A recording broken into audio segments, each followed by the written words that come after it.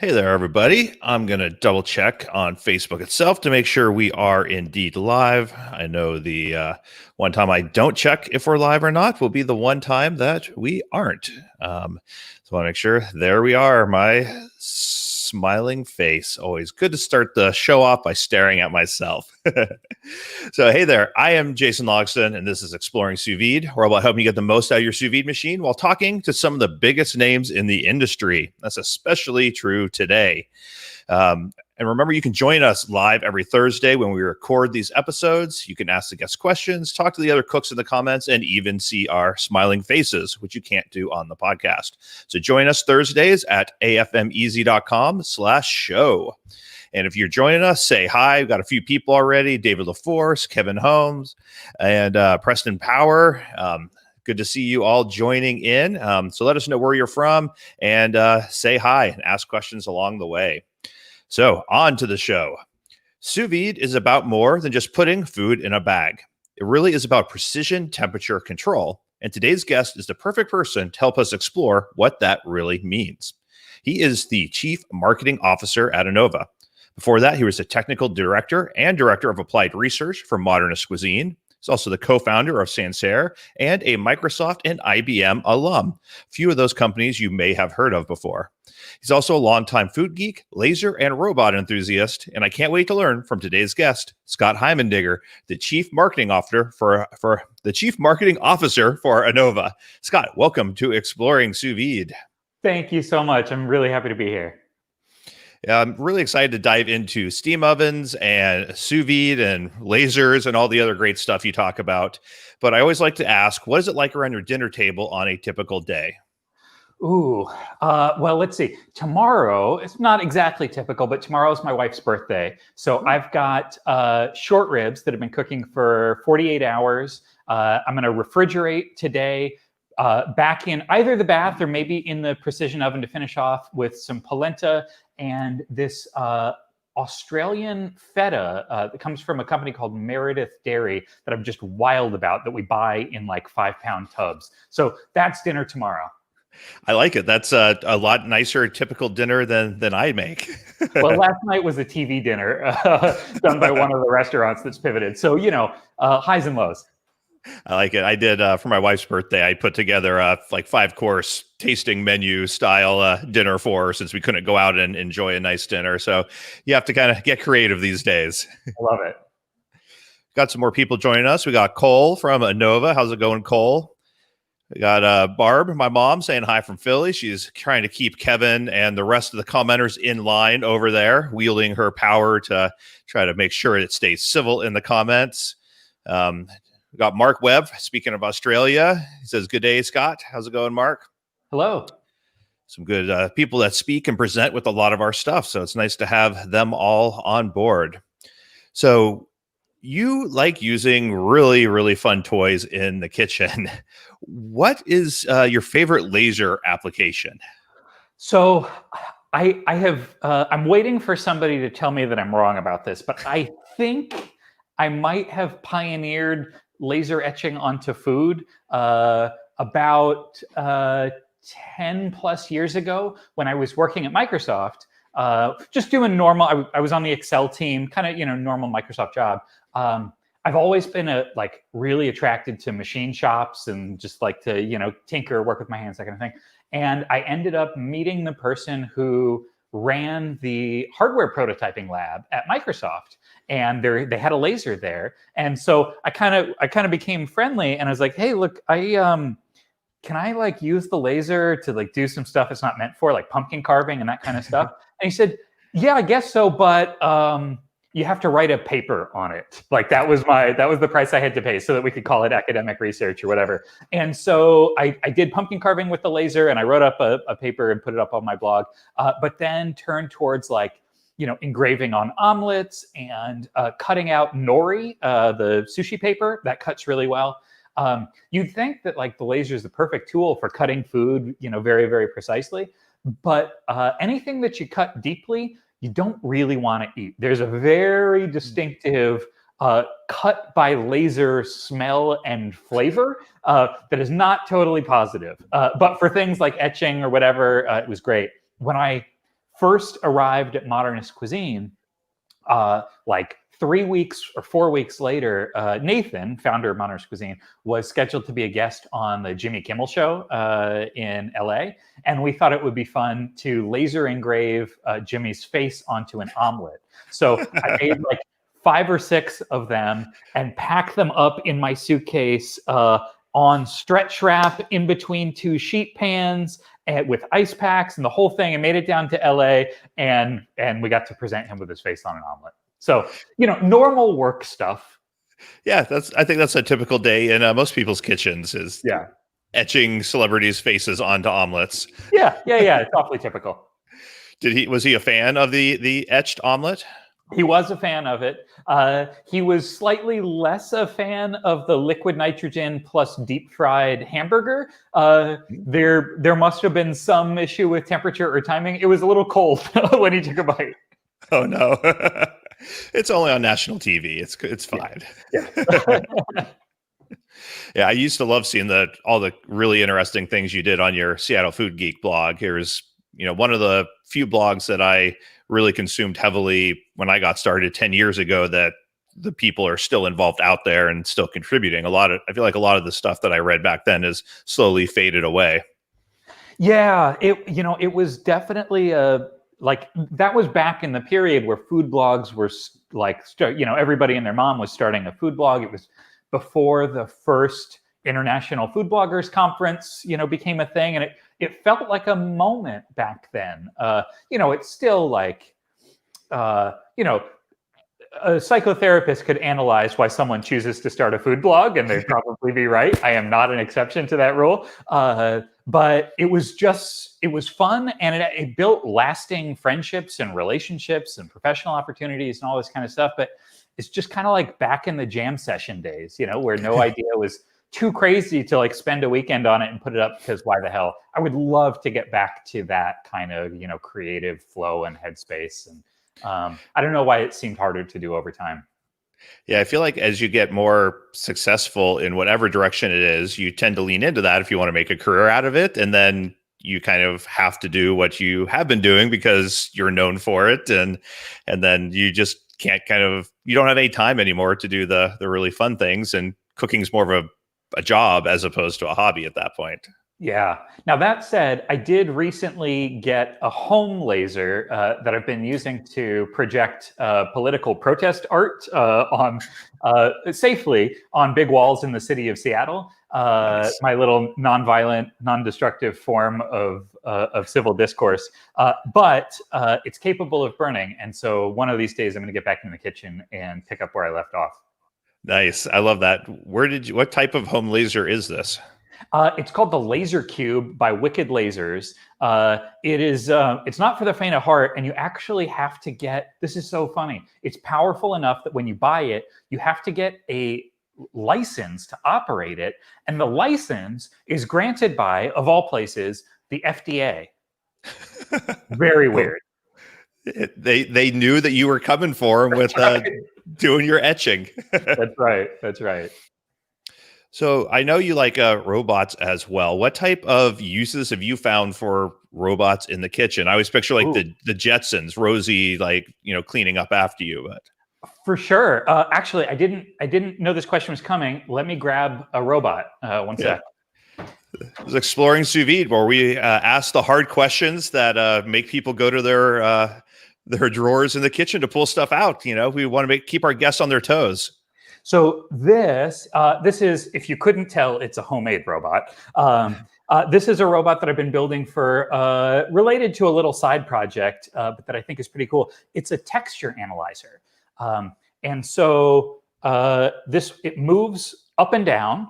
This is the working bit. And if you wanted, you could replace this with like teeth or what, it doesn't really matter. And then down here is where you can put your food sample, right?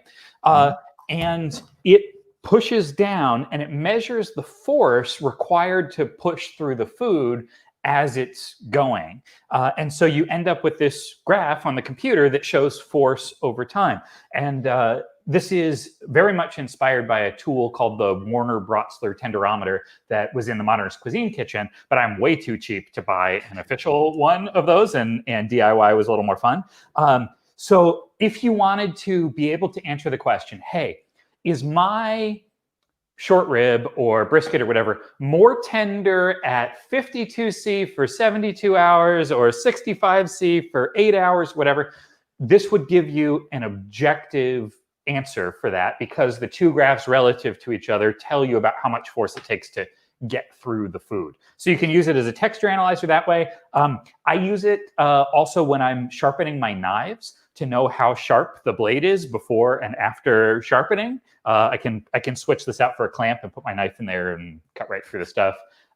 Anyway, so this is my new favorite geeky robot and totally DIY. One of these days, I'll open source it and put it up on the blog so other people can build it too. I love that. So you can say, well, I like my chocolate chip cookies at this exact crispy and chewy level, and this is the platonic ideal of what a chocolate chip cookie is. Exactly. And you want to be objective. The experiment needs to be replicable. Yep. Yeah. I love that. Anyway. That is amazing. I wasn't expecting to get an entire robot demo. That's exciting. I love seeing the type of stuff you build in your kitchen. Yeah, it's fun. How about you? Do you have favorite kitchen robots? I do not have many robots in the kitchen. I mainly stick to my my old school knife and cutting board and the sous vide machine these days. That's about it. Yeah, I have hovered over the buy button of little tabletop robot arms so many times. But if I bought one, there is 100% chance I would program it to pour a cocktail. Nice. I do the my programming nerdiness goes towards like computer programming. So I do more web design and been building some chatbots and some artificial like conversation agents and some things like that. So that's where my nerdiness goes in. Very cool. Kevin Koo says, "Oh my God, I need that." It'll be the next Kickstarter. Yep. So we will transition a little bit to sous vide. It's, you've been sous videing you're kind of one of the OG sous viders of the recent wave of, people that got into it once it started to become more consumer based and, popularized. I know Cray has been doing it since the early 70s and they really pioneered it. What's something that you cooked sous vide and you're like, I am only going to use sous vide for this moving forward? It's just so much better. For me, my sous vide sort of journey was all about the egg yolk. That's what started it for me. That was the first thing that I ever knowingly ate that was cooked sous vide. It was at a restaurant called Tilth in Seattle that sadly just announced they're closing their doors. They were a fantastic place, pioneering in a lot of ways. And it was the the 65.5C, 45-minute egg with that fudgy yolk that becomes its own sauce. That's what started my interest in sous vide cooking and got me exposed to all of it. And it still remains a thing that brings me back to the immersion circulator. These days, my precision cooker. The fact that egg yolks can be a 1-ingredient pasta sauce, done. I love that idea. Yeah, egg yolks are so versatile. I think Michael Ruhlman did a whole book on egg yolks and just how you can do almost anything with them. It's crazy. Yeah. What's something that you cooked sous vide and you're like, this is fine, but I really prefer it the traditional way? Well, so when I first built a DIY sous vide machine, I'd have my friends over, and it was blue sky, right? We didn't know what this thing was magic for and all that. So we just put everything we could think in the sous vide bath. I distinctly remember taking broccoli out of the bag and thinking nope, I'll pass on this one. Yeah, broccoli. Yeah. Yeah, I fail on a lot of vegetables, I have to say. Carrots I really like, but a lot of the green vegetables I don't find a lot of value in it for me right now. Yeah. They benefit from precise temperature. They benefit from steam. They benefit from caramelization. But for some of the really tough vegetables, the brassicas and things like that, it's not as transformative as you get in other cases. Corn is a good counterexample. I love corn cooked sous vide.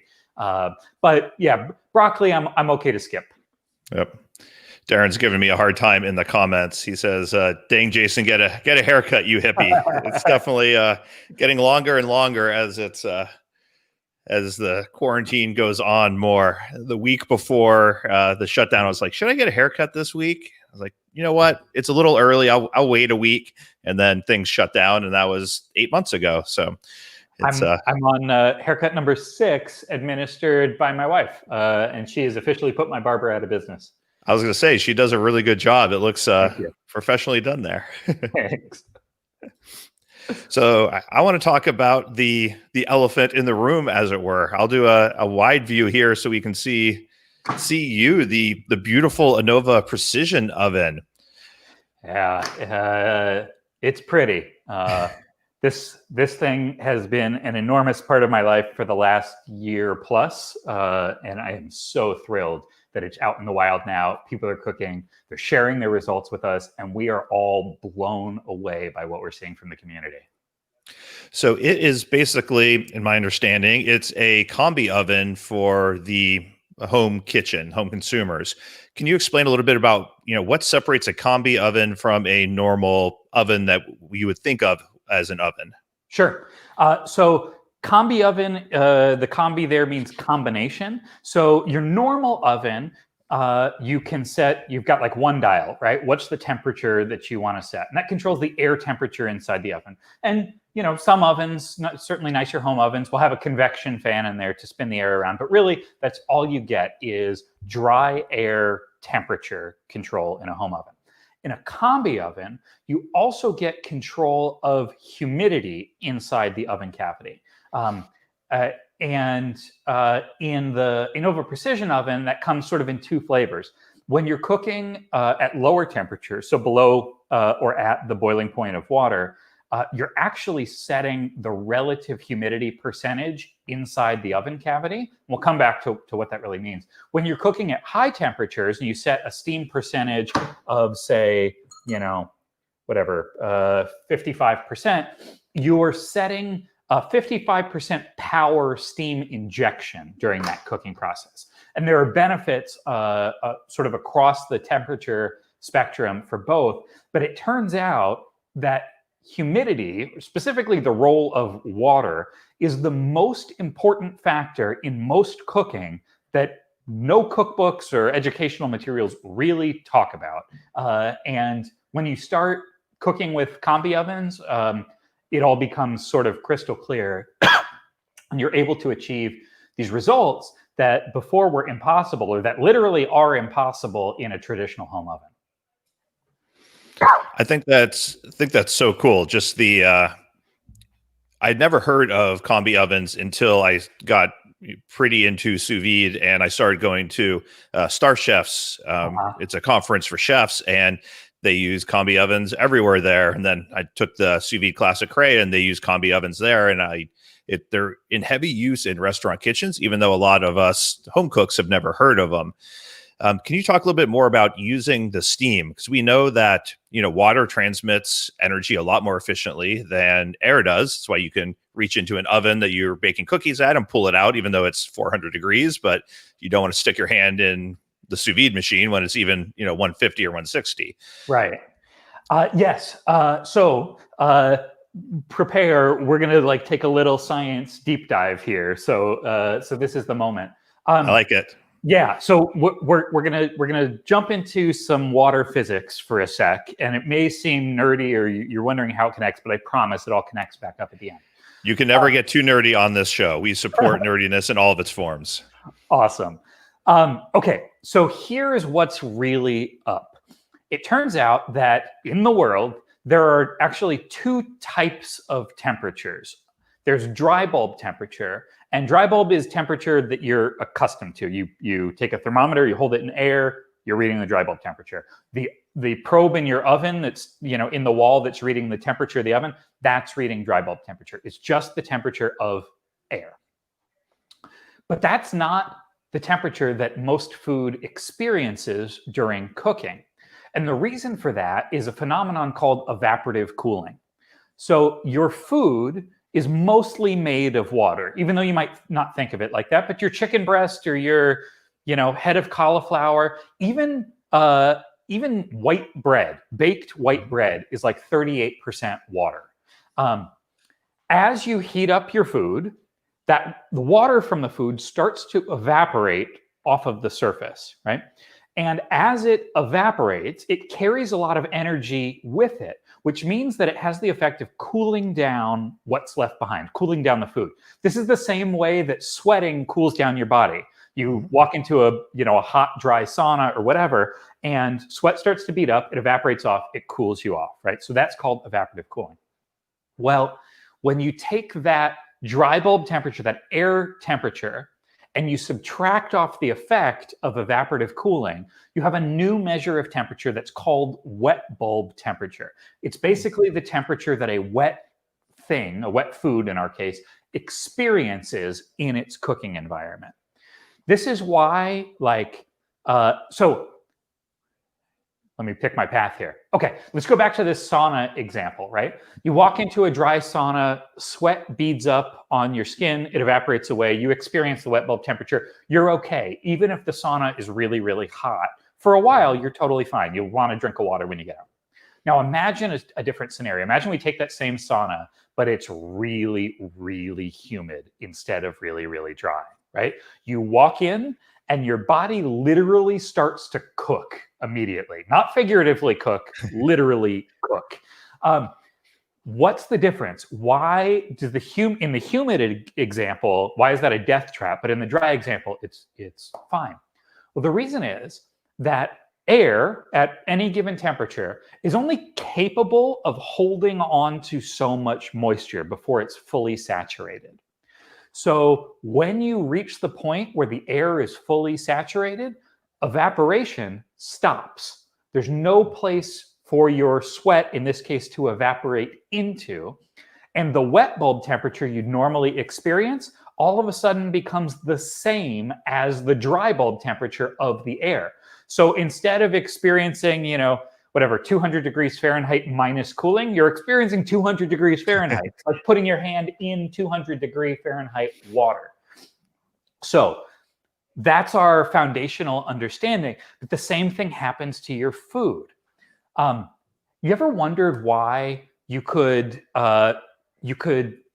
put let's take steak. You put your steak in a 129 degree bath, and it cooks exactly to 129 and all is groovy, like we expect in the sous vide world. But even if you had an oven that could reliably hold 129 degrees, you can't put the steak in the dry oven and get the same results. It's not going to get there until it becomes jerky. That's the difference between wet bulb and dry bulb. Inside a sealed sous vide bag, water evaporates into the minuscule amount of air. That air becomes saturated, and now the steak is experiencing that wet bulb temperature. It experiences the same temperature as the water in the bath around it. Okay, so that's like a pretty long walk to get to where we are. But the thing to take away is that there's dry bulb temperature, which your oven controls, and wet bulb temperature. What's so cool about combi oven cooking, in particular, some invention work that we did for the Anova Precision Oven, is that you can set and control wet bulb temperature directly. Nice. So you want to cook we'll use steak as an example. You want to cook your steak at 129. It literally looks like this. You turn on sous vide mode here. You set the temperature to whatever temperature you'd like. And then you can independently control the relative humidity here and hit go. And this will create a cooking environment with a wet bulb temperature of 129.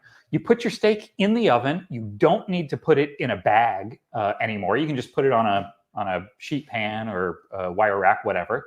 And it will cook as if it were in a sous vide bath at the same temperature. That is crazy. Isn't that nuts? Yeah. Yeah. And then because we're talking to an advanced audience here, right? So we don't have to like hide any of the really good stuff or the corner cases, because that's I think the most fascinating. Because relative humidity is independently controllable from wet bulb temperature, one of the challenges that bagged sous vide cooking has is that everything is cooking at full humidity, right? That bag becomes humid. So if you've got a skin-on chicken leg, for example, that skin is gonna absorb a lot of moisture and kind of get rubbery and is tricky to then get back to fully crisp. But here, we can set the humidity in the cooking environment down to 0, essentially no added humidity, but the chicken leg still experiences the correct wet bulb cooking temperature, which means that the meat is perfect all through the inside, just like you'd expect. The skin stays dry, which means that in a second stage of cooking, we can crank the broiler here and crisp up that skin better than you can get if it had been in a bag during that cooking period. Nice. How does the steam get into the system? Yeah. Great question. So I don't know how well you can see it on here with the angle of the oven, but if you drew a straight line back here towards the back of the oven, we've got a dedicated boiler. It's a 1200 watt boiler that's fed by the water reservoir here. And it generates steam by boiling water. That's the only way to make steam. And it actually injects the steam into the convection fan that's back here. So then it gets incorporated all into the oven. You might think it comes out of that little port down at the bottom, but it doesn't. Actually gets distributed into the oven as it cooks. What's cool though is because we've got independent steam generation from our heating controls, that means that we can add humidity at low temperature. So you can do proofing temperatures down to, I think, 25C, 27C, something like that, is as low as we'll go. But you can generate a fully humid environment at that temperature, all the way up to 250C or 482 Fahrenheit, doing steam injection, which is awesome for breads and things like that. That was a very good segue from you. We have Sheldon just asked, so if you cook bread, you know about steam, injecting steam into your oven, and a lot of hacks to try to do that at home. He just asked, what about bread, right before you said that. So what's your go-to bread use with the oven? Perfect question. I appreciate the tee up there. Artists and bakers use these ovens that have dedicated steam injection.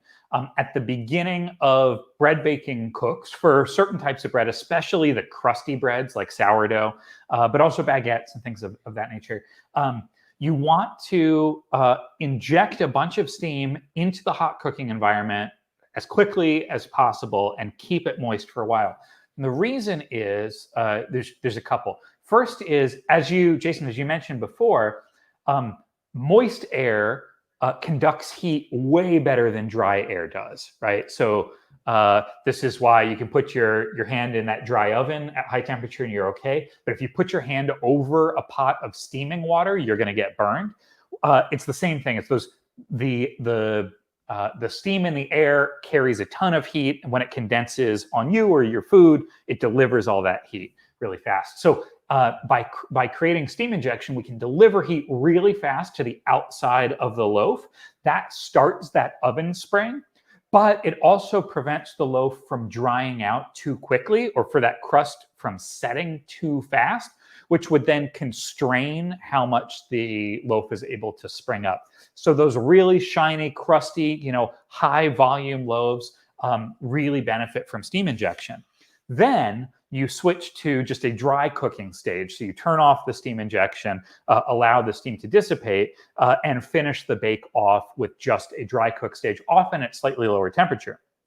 So that is a good example of a multi-stage cook. What's really cool, though, is that in the app that we built for the oven, and I'm sorry, there's not a great camera view here. This is the sourdough boule recipe.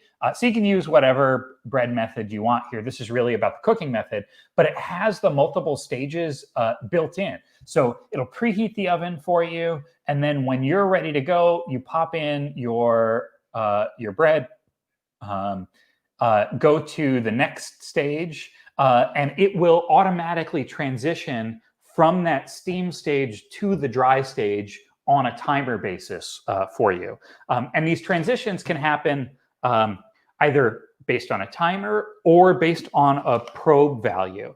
So when we can go into that later, but multi-stage cooking is one of the extraordinary benefits of the oven format, of basically having sous vide level control, but plus high temperature in a bagless kind of oven world. Can you customize your own kind of programs for the multi-stage cooking? Yes, absolutely. So if we go in here, and by the way, even if you don't have an oven yet, you can download the app in the Google Play Store and the Apple Store. Just search for Anova Oven. It's a new app. It's not the same as the Sous Vide app. You won't be able to do the like oven control stuff, obviously, if there's no oven connected, but you can browse the recipe libraries and see examples of all this stuff. This is the what we call the manual cooking interface. So if I wanted to create a new program, I can come in here. I can say, okay, for this cooking stage, is sous vide mode on or off? What is the cooking temperature that I want to set? What's the humidity or steam level that I want to set? Which heating element do I want to use? So rear, top, bottom, or a combination of any of the two. Fan speed, which is controllable in some circumstances from off to high. And then you can set a target for a probe temperature or a timer. And then you can add additional stages and set the logic to either like automatically go to the next stage or alert me, and then I'll make the call if it's ready to go to the next stage, things like that. So it's super, super powerful. You can build your own programs. In an update coming very, very, very soon, you'll be able to save your own programs as private recipes, so you can add more detail to them. But one of my favorite features is that the app has essentially like a DVR for your cook history. So everything that you cook, it saves in this history, whether it was somebody else's recipe or your own thing. So if you're like working on a method or tweaking something or sort of experimentation mode, you don't have to jot down what all the settings were. It remembers, and you can like replay or queue it up and make a change and start over from there. It's pretty cool. That's really neat. Yeah. And you could probably use the multi-stage cooking for something like the faux aging process, when you started off at a lower temperature for an hour to let the good baddies work a little bit, Yep. tenderize it, and then automatically increase it without forgetting and ruining your dinner. Exactly. One of my favorite usage of multi-stage is the what we call sous vide express and then holding. So in water bath sous vide, most of the time, most of us are cooking at the equilibrium method. So in other words, we set the water bath temperature at or maybe 1 degree above the target that we want the core of the food to reach. And then we just wait. We wait until the minimum time is up, but there's no cost to, there's no penalty to letting it sit all day. This is like one of the wonders of sous vide, is that it's unattended and you have all this stuff. But it's hard to speed up that cooking time. You can increase the water bath temperature, but it means that you have a chance of overshooting the internal doneness unless you've got a probe going into the center of your food. And there are some offerings out there. There's some machines or setups, or you could rig your own thing with the closed cell tape to have the probe in there. And that's pretty cool. But it's a bit more work and doesn't always make sense in a home environment to go through that trouble. But in our world, because we're bagless, you just stick the probe right in and there you go, right? And so in the case, we'll keep coming back to steak. I hate to keep using steak over and over again, but it's the one that I know the timing for. Yep. If we were cooking our 1-inch thick steak to, medium rare or whatever, it's about an hour to cook to core time. If we bump the cooking temperature up 10 degrees C or 20 degrees F, that 1 hour becomes 26 minutes. Mm-hmm. And again, that's a marginal increase in that ambient cooking temperature for a dramatic increase in speed. But now that we're continuously monitoring what the core temperature is, we're not going to miss our strike zone. So the Steak 101 recipe that's in the app here is set up to do exactly that. You pick the probe target that you're after. It cooks it faster than normal. But as soon as the probe hits the target temperature you're after, it automatically lowers the cooking temperature to holding. So you get the best of both worlds. You get faster results, but also that unattended benefit that you don't have to worry about timing. I love that you don't have to worry about the pulling it right away. That was one of my really big takeaways from the CREA course was they probe everything there. And so, and they log everything, and then they pull out your curves with the actual ideal thermal curves, and it's a class, and they grade you basically on how close you came to hitting the platonic ideal curve. And it was that it, goes up really quick and then just kind of levels out to go those last 1 or 2 degrees. And if you increase that up, just a little bit, like you're saying, even 4 or 5 degrees, like it makes a huge difference on the amount of time you can shave off of your cooking time. Yeah. It's fascinating. And like the way they do it it's like off the charts, geeky and amazing. I love it. I like in this approach that you don't even have to have the sort of model in your head of how the temperature thing works. You only need to worry about what's your strike zone, and then what's a common sense holding temperature for the food that you're cooking. Mm-hmm. Yeah. Mike asks, this is a good question, I think. Yeah. How do you figure out the extra time needed for pasteurization once it reaches the core? Most of us don't have modernist cuisine. LOL. Well, I think you answered your own question there. I think you just get modernist cuisine and you're all set. For pasteurization times, really, you got to consult a trusted reference. Modernist cuisine is the reference that I turn to. I happen to have the books, being a former employee. I know that some of those times and temperatures have also been published online. I don't actually know what the state of the art is anymore in the app. I know there used to be the sort of engineer's toolbox available for that. You probably know, Jason, better than I do. But I would say find a web resource that you trust and tack on those times for pasteurization as needed and as appropriate for the food that you're cooking. I put up my link in the comments to my cooking by thickness charts, and I think I have just pasteurization on there, but I know I definitely linked to Douglas Baldwin, who he still has stuff out there about it, and is kind of a go-to reference for those tables as well once you've hit that core temperature. Yeah. Sheldon has a very important question, which I should have thought of on my own. I'm very disappointed. So thank you, Sheldon. He says, how much bacon could it cook? So we've got a bacon recipe in the app that's amazing. It starts with a steam stage, like a high temperature steam, so higher than 100 C, and then goes to a broiling stage. And it's fantastic. It was built by one of our creators, Louis Victa, who's out of Las Vegas. She's amazing, does fantastic work. So you can fit a lot of bacon in this oven. It doesn't quite hold a half sheet pan. We're about 16 and change inches across and 12 inches deep in the oven there.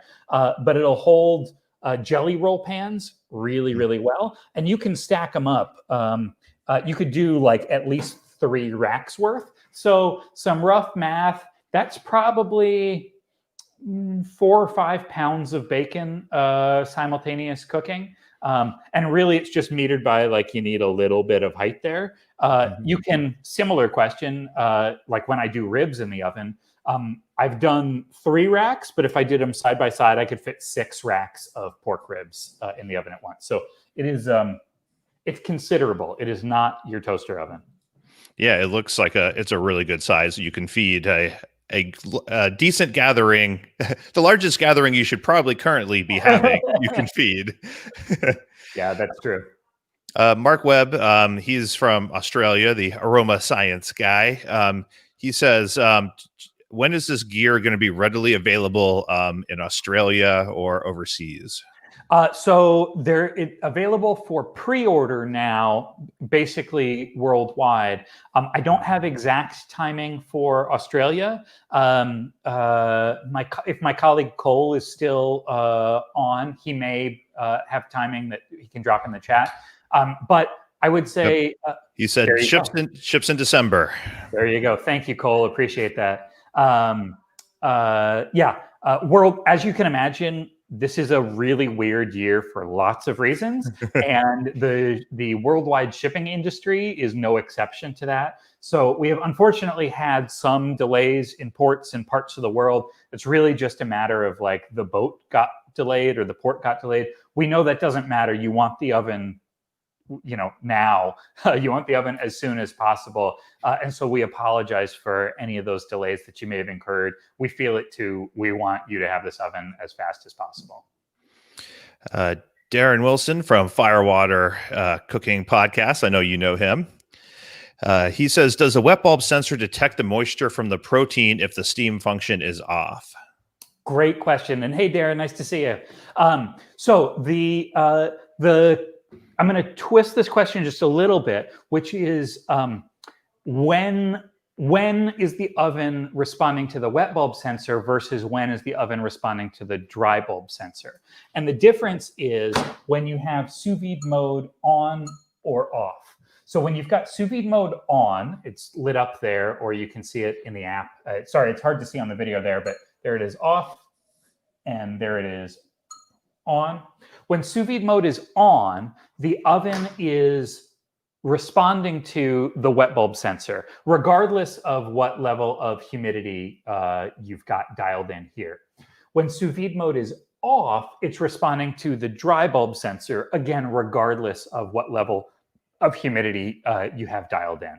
I hope that answered the question. Yeah, I think that makes sense. How long does it take to like preheat to get up to a, say, 130 like standard temperature? It's pretty fast. So getting up to full temperature at our 480 with full steam, 42 with full steam, is something like 20 minutes. Getting to lower temperatures, we see happen like sub 10 minutes. Sort of like you were describing that, the asymptotic approach that you see in the sous vide curves. We do a similar thing here because we don't want to overshoot your temperature. The other thing that takes a moment of getting used to, but we're quite proud of, is the fact that when your oven is running, here, let me turn this on and run. Our temperature actually displays the real temperature inside the oven. It's not like your home oven where you set 375 and then it just always shows you 375. And so that has given people a moment of hesitation where they say, hey, I opened the door to put my food in and I saw the temperature dropped a whole bunch. Is that normal? What's up? Yes. And the same thing happens, maybe worse, in your home oven. It's just that display is lying to you. Yeah. The Anova Precision Oven. We don't lie to you. We don't lie to you. We don't lie to you, but it does take a moment to get used to. And I've seen at restaurants and stuff, sometimes they, especially if you want to do holding for long term, they still cook in the bag. Is that something you can do in the combi oven? Bag it first, use the sous vide oven, and then if you wanted to, do the 3-stage chilling and put it in your fridge for, food prep for a few weeks, that type of thing. Totally, and thank you for that question. Yeah, if you're cooking at sous vide appropriate temperatures, you can totally cook in a bag if you want to. There, if you're doing make ahead or cook chill, if you are making something like, if you want to do fat submerged confit or something like that and get away with way less fat, or you've got a marinade or something you want to keep in really close contact, feel free to use the bags. You can put your bagged food right on the wire racks. That's totally fine. You can also put your bagged food onto a sheet pan, if it needs the support or you don't want the indents of the wire racks or something, and it's really going to have the same cooking experience. Because our steam gets injected into the convection fan and swirled throughout the oven, you actually don't need to worry too much about being on a perforated surface for a lot of things. It's not like being on a stovetop steamer where that steam is really directional just from the bottom up. This swirls all around. If you're doing, dumplings, for example, then yeah, having better air circulation all around is going to give you a better result. But if you're doing a longer cook for sous vide, you really don't need to worry about it. That's awesome. I think that's very important, in my opinion, to be able to still do that. I do a lot of food prep, so that's, Yeah. Mike says, are there any foods that you'd normally cook in a sous vide in a bag that might be impacted by being open to the steam?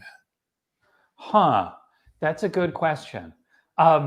So the 100%, if I set this to sous vide mode and 100% humidity there, I'm replicating the circumstances inside the sous vide bag. Sous vide bag is also a wet bulb temperature and 100% humidity. And so the results are pretty identical. The cases where you might want to do a bag is if you want to retain the juices that come off the food next to the food, which really is more applicable for then cook chill scenarios so that they can be there to kind of be reabsorbed. Most of the time when juices come off your food, it's because they've been mechanically squeezed out of the muscle fibers. So it's not like they're running away because they're being evaporated off. And in the case of 100% humidity, they're not being evaporated off. There's nowhere for them to go. I did a demo on Instagram Live where I took 3 steaks, one cooked with a precision cooker in the water bath, one cooked in a bag in the oven, one cooked in open air in the oven. They all lost an identical amount of juice to their cooking environment. So the one that came out of the bath, you open up the bag and the juice comes off first. That was the same amount of juice in the pan for the steak that was exposed to the whole environment. So from the food's perspective, it's really all the same. We've seen people have questions about like, well, if I put like a rub or something on my food, is the steam going to knock it off? And no, because it's not like stovetop steaming where it's got this directional velocity. It's really just a humid environment. So when I dry rub my ribs and put them in here, the dry rub stays on the ribs. They lose juices to the baking sheet, just like you'd lose juices to the bag. So I hope that helps a little bit. If you want to keep stuff next to your food, especially for cook chill, that's a great reason to bag it. Otherwise, you sort of don't need to. Cool. A lot of people don't realize how much the proteins change during the cooking at different temperatures. For the Sous Vide Summit, my whole presentation was on a chuck roast cooked 10 different ways. So there's 5 different temperatures and then 5 different times. And, just looking at a 165 chuck roast versus 130, it's different colors. It's like half the size almost. And I think it squoze out 38% of the weight of the steak compared to I think it was 10% or something at the lower temperature. You're losing 3 times as much juice. And it's now structurally, it's a different thing than it is at 130. Yeah, for sure. And we've seen from our community already, like one of the things that gets me so excited about having a combi oven at home is like, if you remember back to when you first started cooking sous vide, first got your sous vide machine, there's like this new frontier of all the things to try and experiment. And like, where are these sweet spots going to be? And like, what might I discover to then contribute back to the community is a cool thing. And then we sort of found it. Like we made a map of the world as a community together around sous vide cooking, and it feels discovered. But with combi ovens at home, it kind of has that feeling of being an open frontier again, with new things to discover and techniques that just aren't possible any other way. Like the omelet recipe that we have for this oven, you can't make any other way, and it's pretty cool. And we've seen members of the community start doing this and post A/B test about, this time in temperature, this level of steam, this time in temperature, this level of steam. And it's so cool to see the community developing this whole new world and understanding together. I really love how the sous vide community has come together, and it's cool that it's with the combi ovens that it does rely on so many of the sous vide principles and the concepts to kind of just take it a little bit further in some different new directions. My dad does very crazy upscale cooking, as you'll know from his question that he wants to know. Can he toast bagels with this? Yes. Great question. It was actually when we launched, one of our top questions was, does it toast?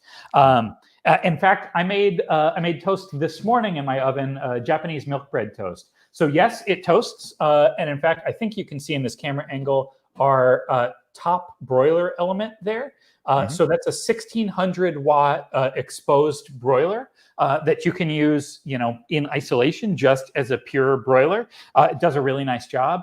But one of the things that we found from toast testing was our toast recipe contributed by Carlene Thomas, who's an amazing creator, is that the best toast we found comes from a mixture, an alternation of dry broiler heat and then a blast of steam afterwards. So you develop that sort of dark toasty layer, and then the bread or bagels or whatever are kind of primed to reabsorb steam. And so you get this fluffy interior and really like lacy, crispy outside that's super good.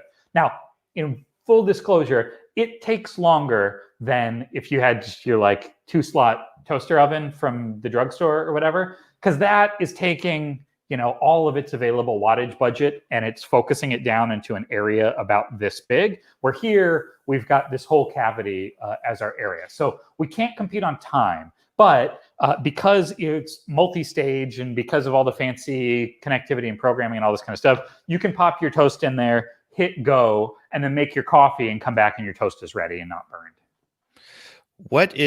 I know your target market for this, you talk about a lot, at least, is home cooks, people that are using this in their home kitchens.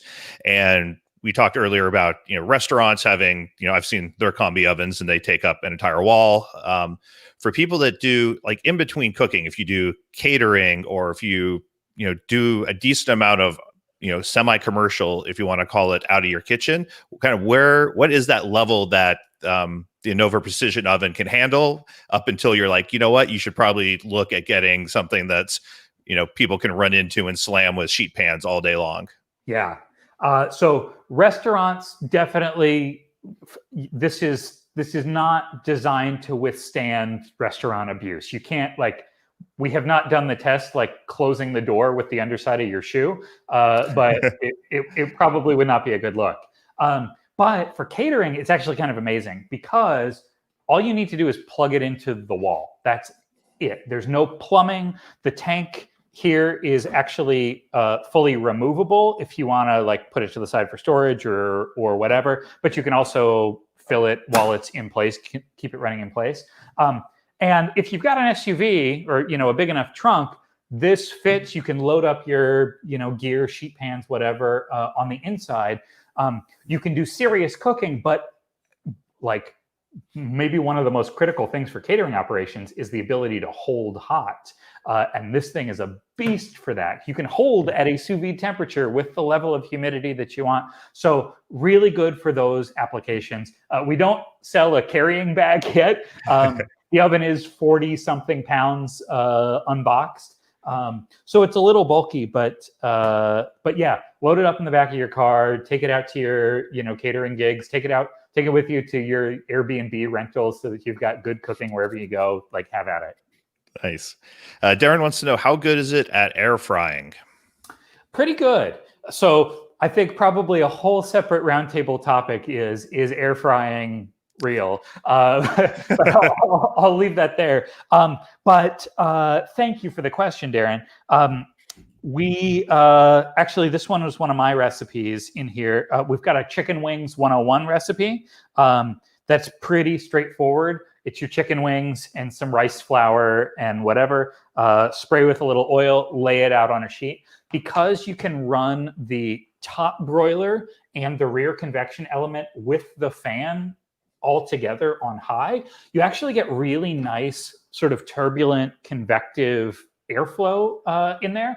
And you can get nice and close to the broiler if you want to. So people have had a lot of success cooking chicken wings or doing other air fried type of things. You get I don't know if you can really see this, but you get a really nice crispy kind of crackling skin on the outside, which is awesome. But in the same vein as air frying, one of the things that has become a sleeper hit for this oven is potatoes in any form. That's what I So was just thinking. I'd love to. I was like, ooh, I want some fried potatoes in there. yeah, like wedges, fries, whatever. And that's a case where obviously you want very high temperature because you want the browning for the surface, but also doing that at the same time as full steam injection.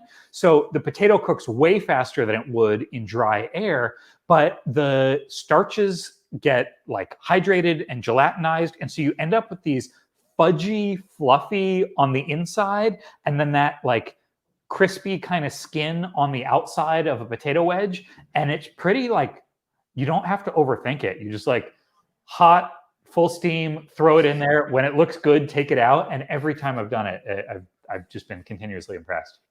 I am now starving for potatoes. I know what I'm making for dinner.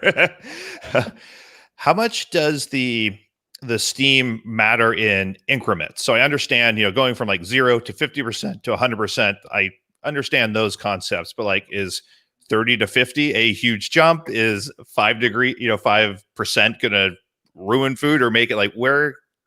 Tell me about that. Yeah, it's a good question. And to be honest, it's still an area that I think us and the community are exploring. Like you said, like easy to identify the 0% cases, easy to identify the 100% cases. In between, for steam or relative humidity amount, for things like proofing or yogurt making or stuff like that, there is kind of a good example of a middle ground of 30 to 60. You don't want to fully saturate something and develop condensation on the outside of your dough, as it's that kind of a thing. But for a lot of the other cooking, we just like don't have a great roadmap for those middle increments. I can tell you, for anybody who's watching at home, who's into the mode of experimentation, that when you are above 100 C and you're setting your steam in those increments, we implement that linearly. So it's based on a duty cycle of the boiler. It's essentially sort of watts into the boiler, and 0 to 100 is a linear scale. So it's not, we're not doing any fancy interpolation there. That one, I would say, I just encourage the community to keep playing and share your insights, especially the folks who are inclined to A/B test. We put a lot of work and development into our starting collection of recipes in the app. We've got 160, 170, something like that, from great creators, but that's nothing compared to the whole universe of foods to cook. And in a future version, you'll be allowed to publish and share your recipes to the world. So experiment, help us solve that problem, help us find answers. And there's probably some foods that it doesn't matter much for, and then there's probably some that you can make some really big differences. Like I assume things like flan or creme brulee, and you could do that pretty well in the oven, right? Oh, And yeah. I could see the humidity mattering a lot there. Exactly, it's born for that. Anything with eggs, humidity matters quite a bit because it influences the temperature that the egg experiences as it's cooking. It also influences like how much water can evaporate off of those eggs. So the omelet recipe that I mentioned earlier, it's a sheet pan omelet. It's eggs, whole milk, salt. That's it, in a buttered pan. But at exactly, I think it's 83 degrees C with a specific humidity percentage for 5 minutes. And that combination gives you exactly the texture that will let you fold it over without breaking. So it's right on that line between it's soft and would tear, or it's brittle and it would tear. And so for those things, being able to dial in that exact precise control is like, it's a super cool capability. That's awesome. Kevin Liddell has a question, and are you feeling okay, Kevin? I mean, there's no snarkiness in this question. This is just a good actual question. You must be off your game today. He says he is hard water. Would that affect the oven? Yeah. So like any other thing in the kitchen, where you're heating water through it, you'll get buildup. You get scale buildup over time. What's really cool is the oven actually keeps track of number of hours of boiler usage and will tell you when it's time to descale. Descale process is easy. The oven, will walk you through it, and you can see some stuff in the manual with the processes. But essentially, you pour some descaling solution into a tank of water. You put a pan in the oven. The oven processes the water, runs the boiler, and actually flows that water out into the pan to collect. And so it's like a self-clean descale kind of thing that happens every so often. If you have like exceptionally hard water, you know that about the place you live, you can also launch descaling whenever you want. If something feels off or you just want to do it preventatively, but it's kind of like the same maintenance you'd give to your coffee maker. Cool. A lot of sous vide dishes are, steaks and, pork tenderloin, pork loins. But some things, like you said, you're doing short ribs right now, are like a 72-hour cook. Does the Anova precision oven go 72 hours, or is there a recommended, like, you shouldn't leave this when you go to the office, where a sous vide machine you can just plug in and leave forever? You can, there's no like programmed cutoff time. You can let it keep running as long as you like. That's totally fine. But there are a couple of differences that are important to know when you're deciding, hey, do I want to cook this in the oven? Do I want to cook this with my precision cooker in the water bath? If you're doing full humidity, 1 tank of water will last you 24 hours or longer. So you've got a really long time between needing to refill, and you can refill mid-cook. You can just open this up and pour more water in, you're good to go there. However, if you are at higher temperature and doing a lot of steam, we have so that you don't accidentally turn your oven into an unvented pressure cooker, there's a pressure bypass. So if you're cooking with steam, or even if you're cooking foods that just contain a lot of water, you're driving it off, so like the chicken wings, you'll see steam comes out from this area down here. It's a protected thing, so it's not hot steam. It's had a chance to cool off, and it'll vent. And in the front of your oven here is this little removable drip tray. So it comes right out from the bottom here. So steam will come out from there, it'll condense, and it'll collect in this drip tray. This drip tray can fill up, and there's not a sensor on it. It's just something to keep an eye on. So if you're doing really long cooks, especially at high humidity, that's the thing that I would recommend checking from time to time. Check your drip tray, just pour it out, and then you can continue your cook without worry of water spillover.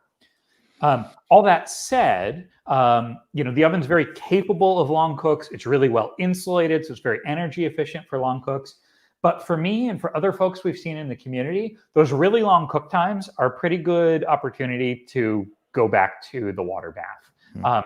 In the case of my short ribs, like, while they've been in the bath, I've made toast and did dinner last night, and did, all these other things in the oven. So my reasoning is that I don't want to tie up the oven for that long, since I use it for a couple of meals a day. But it's easy to take your sous vide bath and put it out of the way, insulate the hell out of it, whatever you need to do. So that's kind of how we've seen people start to figure out, well, what do I do in which device?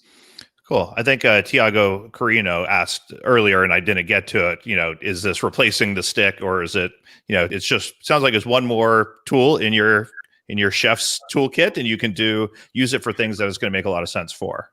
Totally. And Tiago also asked, how much electricity consumption does this do compared to a circulator or compared to an oven? Great question. And I don't know where I put it. I actually recently bought a current clamp, and we're going to do some benchmarking. We log power consumption, but not in a way that would tell you total power very well. It is way more energy efficient than your big oven at home, because it's a smaller cavity. It's very well insulated. We've got double walled glass insulation there and fiberglass insulation on the inside. So the vast majority, the overwhelming majority, is just your preheat time, sort of similar to a sous vide bath, right? It's just bringing the water up to temperature, bringing the product up to temperature, and then the only energy it consumes is replacing what's been lost to the kitchen. When you're cooking in relative humidity mode, so when sous vide mode is on and you've got a steam percentage, where we're not continuously running the boiler. We only run it to replenish any humidity that's been lost to the environment. So for that reason, it's super energy efficient too. I don't have a good number of how the energy efficiency here compares to a water bath or an insulated water bath. That's part of what we're going to be testing and logging, and we'll publish that data when we've got it. Cool. We're getting close to the end here. If you have any more questions, make sure to drop them in the comments and we'll get them there. I have one or two more before we let Scott get back to creating amazing toys for all of us to play with. Some people, this is a pet peeve of mine, some people like to take words very, very literally. And in their opinion, sous vide means under pressure. And specifically, you have to take food and put it in a bag. And, I know Chef Eric Villegas talks about that, and he views it, because he works with vacuum sealers, and that even just vacuum sealing something is a sous vide process, even if you never apply heat to it. I'm much more of the opinion that it's used as reference to a general technique. I've always called it like it's precision, low temperature cooking. I would love to hear your thoughts on, it has a sous vide mode. Is it doing sous vide? Is it not sous vide? What makes sous vide? Yeah. So we didn't realize it, but this is a minefield.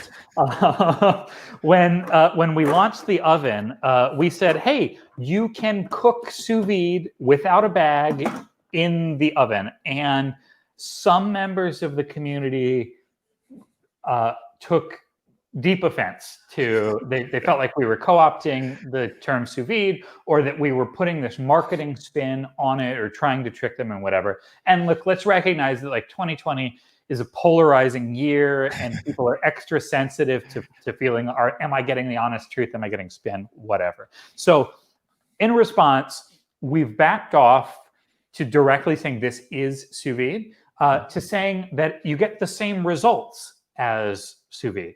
Now, sous vide, when people go to the translation under vacuum, right? That is problematic because when your food is sealed in a vacuum bag, it's not under vacuum. The bag is soft and it conforms to the shape of the food. In order to have a vacuum, you have to have a space where there's no air. And unless you are putting your food in an open mason jar and then putting that in a bag, it's not actually under vacuum. The bag clamps down around it. The only time that food experiences vacuum pressure is if you're in a chamber vacuum sealer, when you're sucking the air out of everything, but before the bag has closed down, then it experiences a vacuum. But it's not really relevant to the cooking results most of the time. You can get results that look the same by doing a Ziploc and the water displacement method. So our current position is that that fight is a distraction, and the last thing we want to do is make anybody feel alienated from getting the results that you can out of this. If you want to call it sous vide cook, if you want to call it air, steam, moist cook, whatever you want to call it, that's fine. It's totally fine. The reason that we even brought sous vide into the equation here is that for you and for, I think, everybody else who's watching this, you've already learned sous vide. You have an intuition about the times and temperatures that you know and prefer and love and whatever. And you can take that knowledge and intuition and apply it directly to the oven. So you don't even have to learn anything about combi oven cooking to know how to set the oven for your chicken breast the way you like it, or for your, spare ribs the way you like it, or cauliflower, whatever it is. You can apply that stuff directly. And the food experiences the same cooking conditions you'd get inside a sous vide bath. So for that reason, the text on the display here says sous vide mode. The text in the app says sous vide mode. We hope that we can get past any language barrier that exists there, because really when you see and taste the results, that's what it's about. A sous vide machine to me is a device that turns anxiety into confidence, and this does the same thing. I love that. Turns anxiety into confidence. That's perfect. I think that's the perfect note to end this talk on. Scott, this was I loved learning all about your machine. I think it does some really cool stuff. I think I might have to try to find room in my kitchen somewhere here to find some space for one of those. So it's very cool. And I appreciate you, coming on. And I know you're very busy with all your launches and sharing some of your your knowledge and some of your cool stuff with your home built robot earlier and the lasers. And I always have a great time talking with you. Thank you so much for having me. And thank you for everybody who tuned in and for questions and all that kind of stuff. We really love hearing from you. This has been Exploring Sous Vide. We're all about helping you get the most out of your sous vide machine while talking to some of the biggest names in the industry. And remember, you can join us live every Thursday when we record these episodes. You can ask the guest questions, the great community over here, talk to the other cooks in the comments, and even see our smiling faces. So join us Thursdays at afmeasy.com/show. Until next time, I'm Jason Logston. See you all next Thursday.